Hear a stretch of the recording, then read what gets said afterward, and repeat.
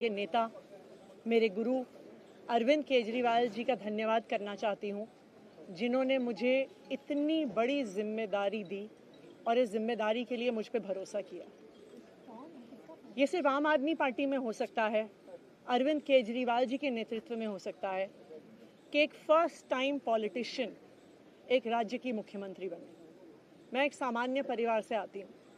शायद किसी और पार्टी में होती तो चुनाव की टिकट भी नहीं मिलती, लेकिन अरविंद केजरीवाल जी ने मुझ पे भरोसा किया, मुझे विधायक बनाया, मुझे मंत्री बनाया और आज मुख्यमंत्री बनने की जिम्मेदारी दी है।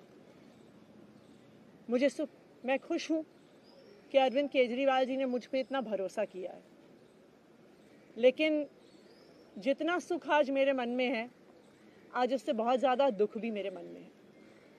दुख इसलिए कि दिल्ली के लोकप्रिय मुख्यमंत्री मेरे बड़े भाई अरविंद केजरीवाल जी आज इस्तीफा दे रहे हैं।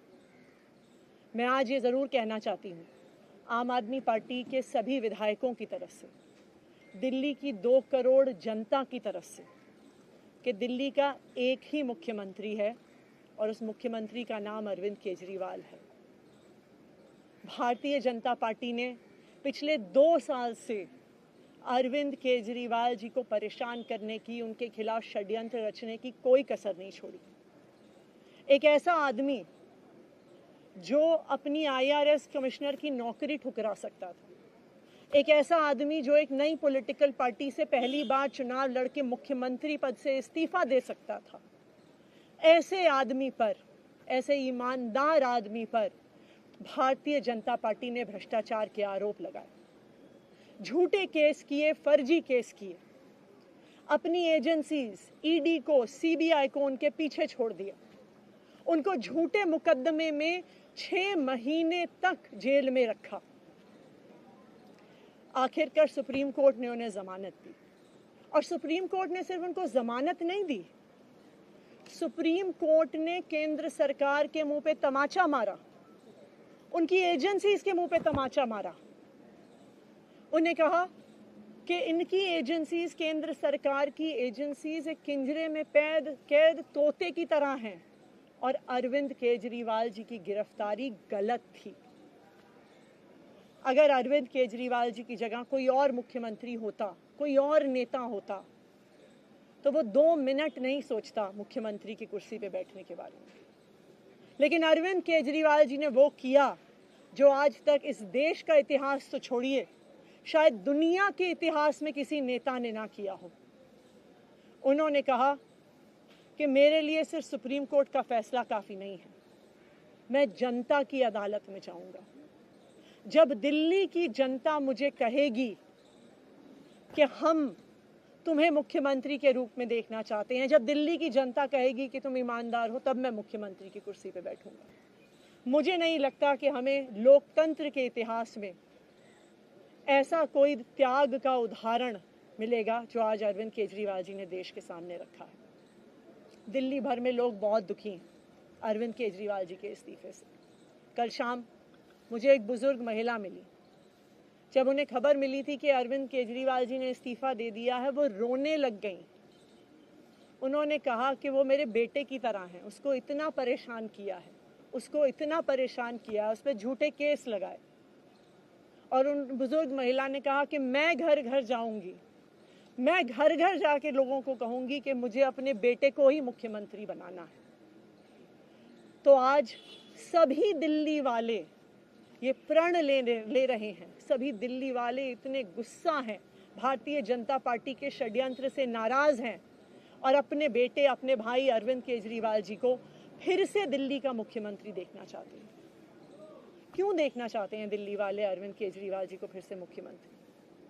क्योंकि उन्हें पता है कि अरविंद केजरीवाल ही ऐसे ईमानदार मुख्यमंत्री हैं जिनकी वजह से उन्हें फ्री बिजली मिली है। उन्हें पता है कि अगर अरविंद केजरीवाल जैसे ईमानदार व्यक्ति मुख्यमंत्री नहीं रहे तो उनको फ्री बिजली मिलनी बंद हो जाएगी। उन्हें पता है कि अरविंद केजरीवाल जैसे ईमानदार व्यक्ति अगर मुख्यमंत्री नहीं रहे तो उनके बच्चों के सरकारी स्कूल बदहाल हो जाएंगे।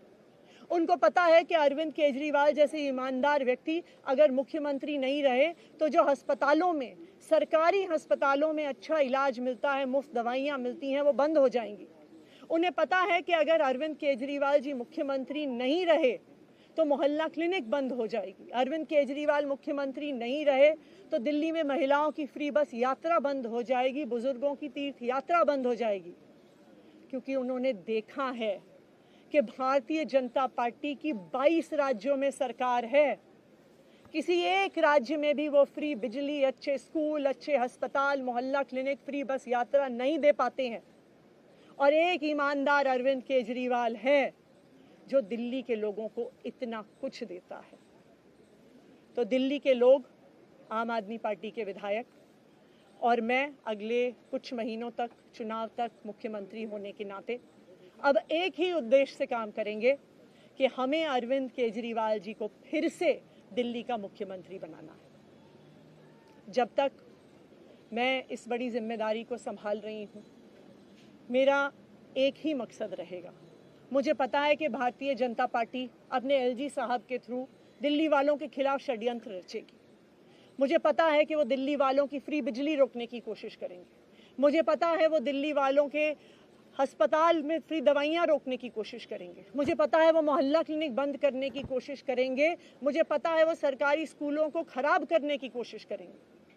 तो अगले कुछ महीने तक, जब तक ये जिम्मेदारी मेरे पास है, मैं दिल्ली के लोगों की रक्षा करने की कोशिश करूंगी और अरविंद केजरीवाल जी के मार्गदर्शन में दिल्ली की सरकार चलाऊंगी।